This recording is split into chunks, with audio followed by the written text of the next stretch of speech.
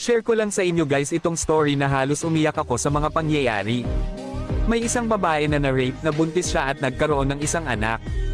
At nung lumaki na ang bata ay palagi niya itong sinasaktan. Kahit konting galaw ng bata ay sinasaktan niya agad ito. Dumating ang araw na naisipan ng bata na malapit na pala birthday ng kanyang ina. Tinanong niya ang kanyang ina, "Inay, malapit na po ang birthday mo. Ano po ba ang gusto niyong regalo ng kahit ganun mapasaya ko kayo?" sabi ng bata. Ang sagot ng kanyang ina, "Gusto mong malaman kung ano ang gusto kong regalo. Ang mamatay ka buwesot ka," kaya napaiyak na lang ang bata. At nang dumating na ang kaarawan ng kanyang ina, hinanap nito ang kanyang anak dahil hindi niya nakita. Puno sa galit ang kanyang ina, sigaw dito, sigaw doon. At nung pagpasok ng kanyang ina sa kwarto ay doon niya natagpuan ang kanyang anak na nakabitin at nakatali. Biglang napaluhod ang kanyang ina. At nakita niya ang papel na may sulat sa paa ng bata, "Inay, happy birthday po.